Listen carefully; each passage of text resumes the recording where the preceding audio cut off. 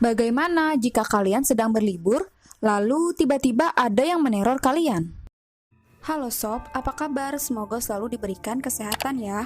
Kali ini aku bakal bikin alur cerita film yang berjudul The Strangers Pray at Night 2018.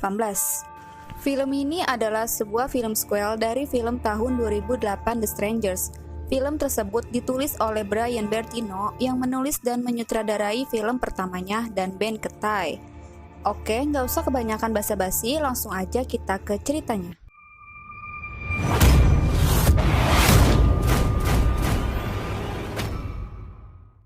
Sepuluh tahun setelah peristiwa film pertama berdasarkan kisah nyata. Cerita diawali di tempat terpencil di Kalida, Ohio. Ada 3 orang asing bertopeng berada di dalam mobil truk. Di malam hari, tiba sebuah truk di rumah milik pasangan suami istri. Lalu penghuni wanita itu dibangunkan seseorang yang mengetuk pintu depan. Di saat ingin menyelidiki dan mengunci pintunya, tiba-tiba ada seorang wanita misterius yang memakai topeng di dalam rumah mereka. Tanpa banyak cincong, langsung membunuhnya. Dan berbaring di samping pria yang tertidur, film The Strangers pun dimulai.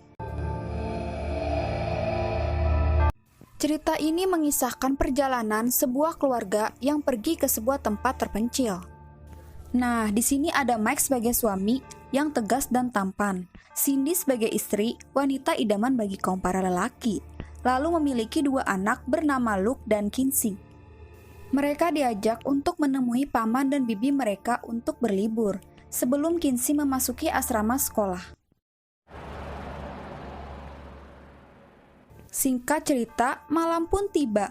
Akhirnya mereka sampai di tempat tujuan yang letaknya di Danau Gatlin. Berniat ingin menemui paman dan bibi mereka di toko umum, mereka hanya menemukan sebuah kertas dan kunci.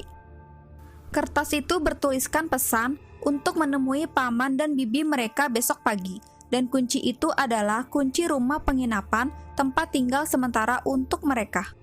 Sudah berada di rumah penginapan nomor 47, tiba-tiba ada seorang wanita tidak dikenal mengetuk pintu.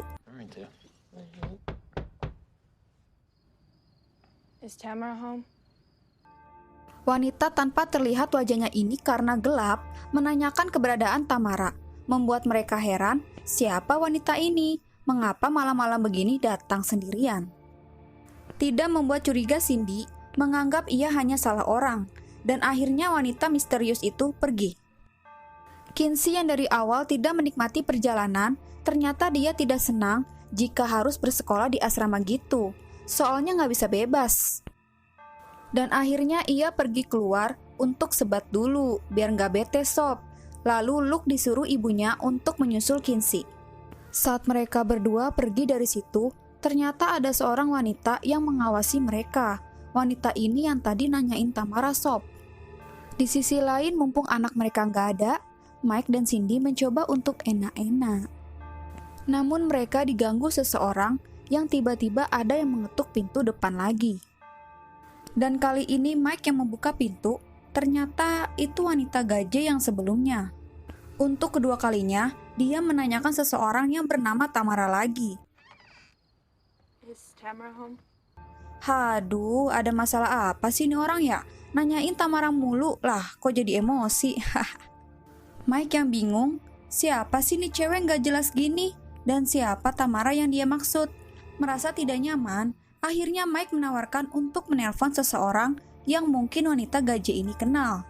Tetapi cewek ini menolaknya dan berkata baik-baik saja, lalu pergi. Di kejauhan, cewek aneh ini menengok kembali ke arah Mike. Mike dan Cindy merasakan ada keanehan. Akhirnya mereka nggak jadi untuk enak-enak dan mengkhawatirkan kedua anak mereka, lalu memutuskan pergi mencarinya. Kembali ke Luke dan Kinsey yang sedang berjalan-jalan, tidak sengaja menemukan tempat penginapan yang pintunya terbuka. Membuat mereka berdua penasaran, akhirnya mereka masuk ke dalam.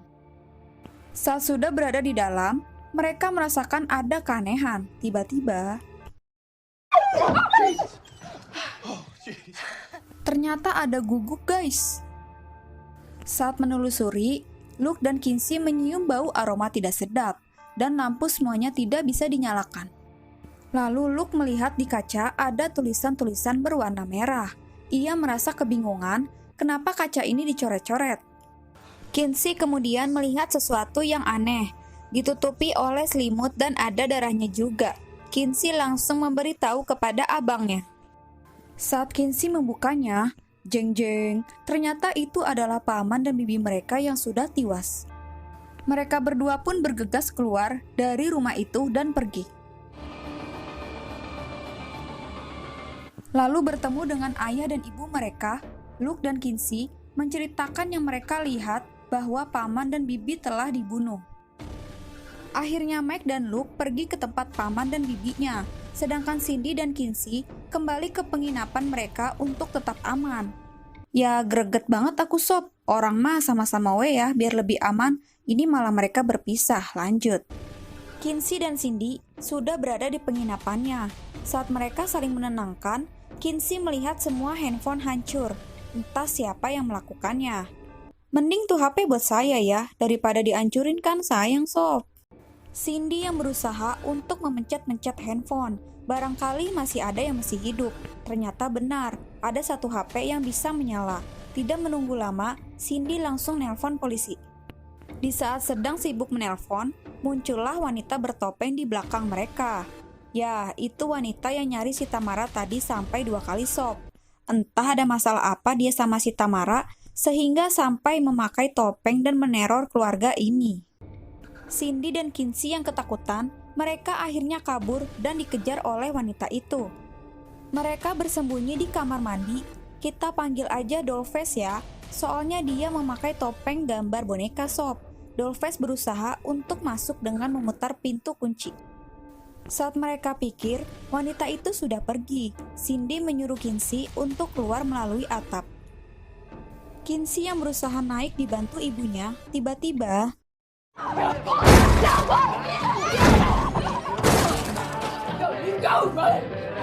wanita itu mendobrak pintunya ampe jebol. Kuat banget nih cewek ya. Emang psikopat mempunyai kemampuan lebih sob. Akhirnya Kinsey berhasil naik dan berada di atas. Sedangkan Cindy yang masih di bawah karena keberatan sesuatu. Ia tidak bisa naik dan menyuruh Kinsey untuk pergi duluan. Namun Cindy tidak berhasil selamat. Dollface berhasil menjebol pintunya lalu masuk dan menusuk Cindy berulang kali hingga tewas yang disaksikan oleh Kinsey. Lalu kotak surat di tempat penginapan keluarga Mike ditandakan gambar emotikon senyum. Sama seperti yang di awal film, kalau kalian lihat yang di kertas surat. Dan di kotak surat tempat penginapan paman dan bibinya juga ada gambar emotikon senyum kan sob? Nah, sepertinya itu adalah tanda bahwa incerannya sudah tewas. Beralih ke Mike dan Luke yang sudah sampai di tempat paman dan bibinya dibunuh. Saat mereka di dalam, mereka menemukan mayit paman dan bibinya. Dan menemukan pesan suara yang Cindy tinggalkan untuk paman mereka. Ternyata mereka sudah tewas sob sebelum mendengarkan pesan suara dari Cindy. Lanjut. Tiba-tiba ada suara gaduh. Mike dan Luke bersembunyi dan Mike menyadari bahwa ada yang mengawasi mereka. Seketika, kaca pun pecah dan Mike mengintip dari jendela, hanya terlihat ayunan yang bergerak sendiri. Lalu Mike membuat rencana untuk kembali ke Cindy dan Kinsey.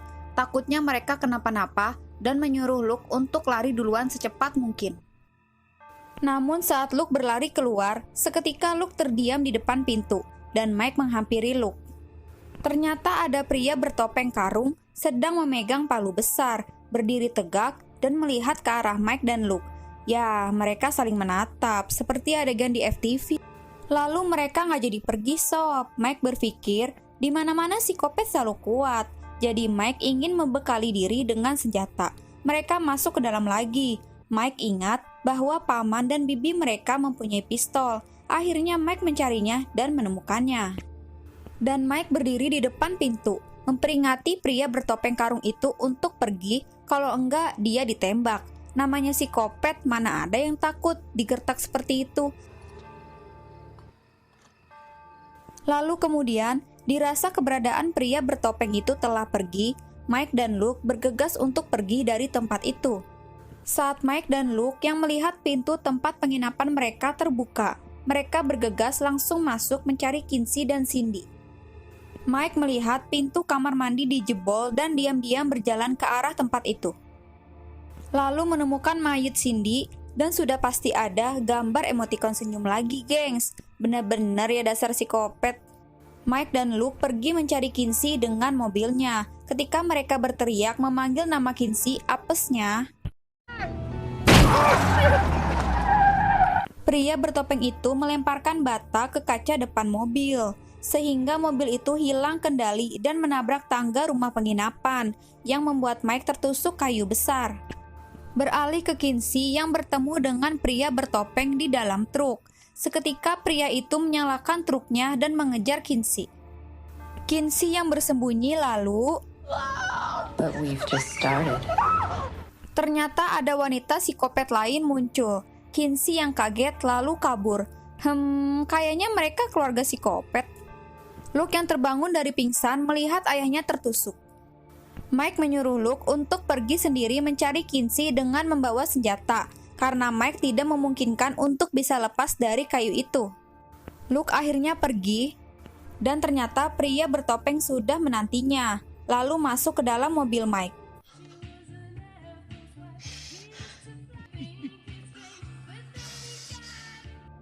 Mike memohon untuk tidak mengganggu keluarganya, namun pria bertopeng itu malah mengeluarkan alat pemecah es dan slep. Mike akhirnya tewas. Kembali ke Kinsey yang sedang berlari dari kejaran si Dollface dan bersembunyi di penginapan rumah lain. Saat di dalam, ia mendengar sesuatu di balik kamar. Ternyata itu sebuah mainan. Kinsey penasaran ingin memainkan mainan itu dan memencetnya. Seketika wanita Dollface muncul di balik selimut dan melukai paha Kinsey. Tiba-tiba Luke datang dan mengarahkan senjata ke Dollface. Luke yang mengancam akan menembaknya. Wanita Dollface itu melepaskan senjata di paha Kinsey.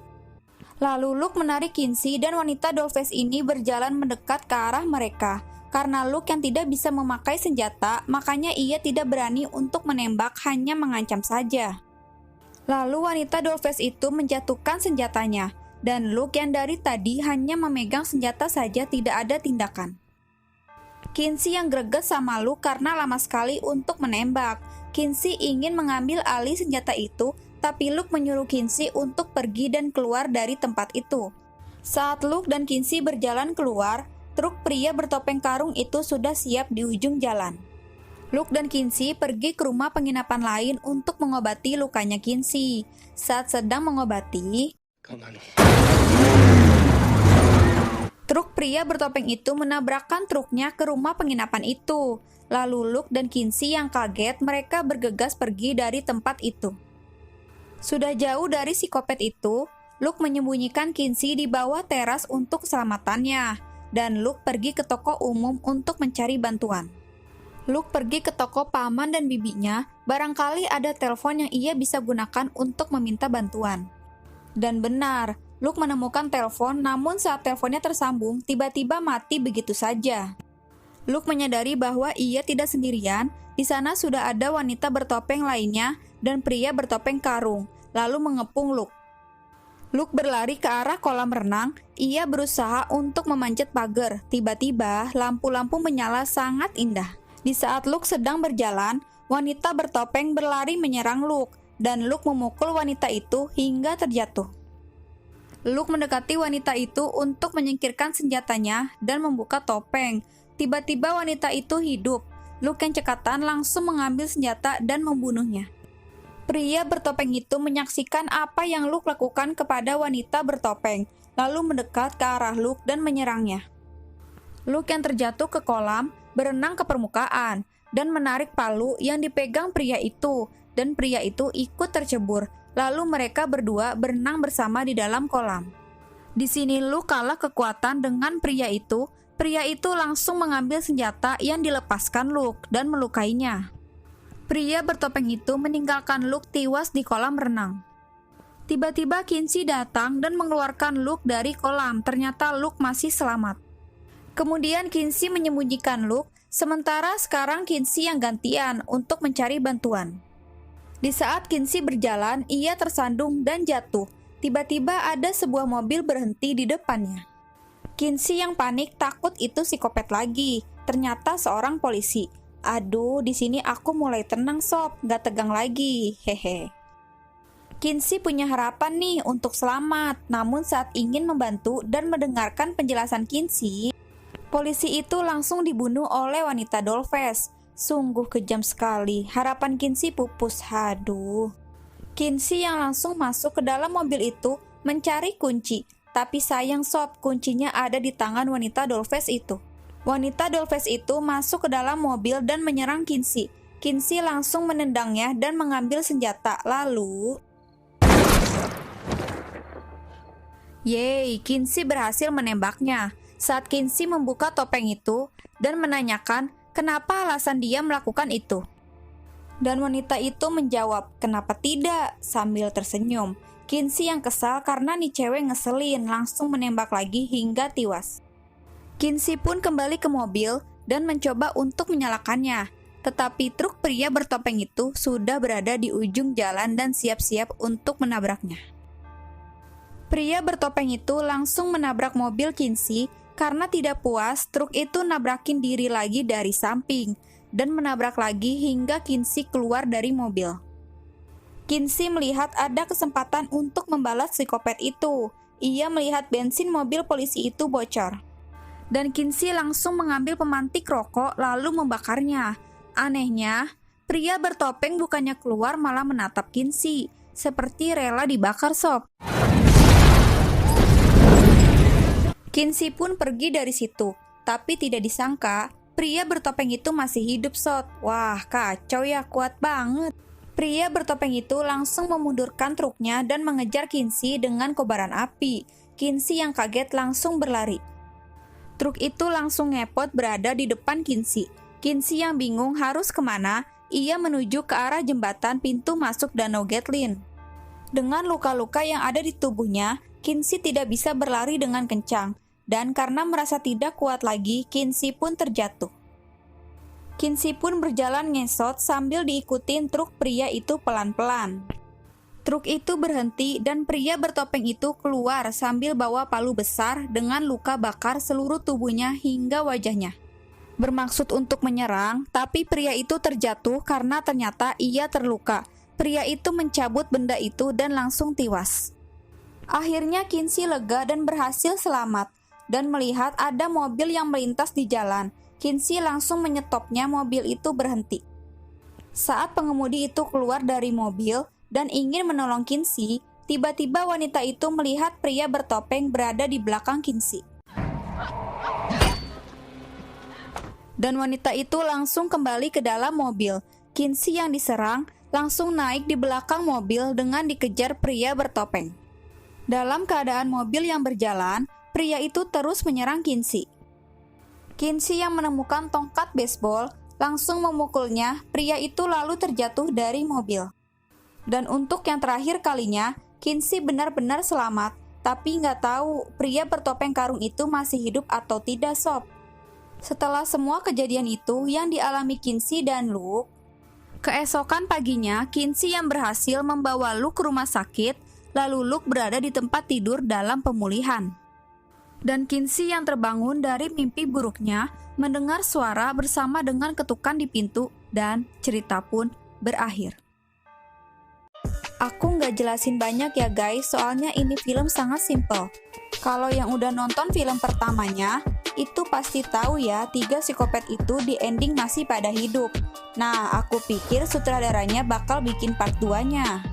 Taunya bukan sob, tapi ada beberapa perbedaan juga sih di 2 film ini. Meskipun psikopatnya sama, bedanya di film yang ini psikopat itu pada tewas dan korbannya nggak ada yang selamat. Nah, kalau film yang sekarang yang aku bikin alurnya, psikopatnya pada mati guys dan korbannya ada yang selamat 2. Tapi aku nggak tahu sih yang pria bertopeng itu benar-benar tewas atau bakal dihidupkan lagi. Soalnya pas di ending kan si Kinsey mendengar suara bersama ketukan di pintu. Ending yang sangat lumayan juga sob, seenggaknya ada yang selamat dari cerita ini. Dan berdasarkan kisah nyata, psikopat itu yang memang orang yang tidak dikenal secara random, ia meneror orang-orang yang ia lihat sob. Makanya berhati-hatilah jika kita berpergian, apalagi kita ke tempat terpencil. Harus lebih berhati-hati jika melihat orang yang tidak dikenal dan bertingkah aneh.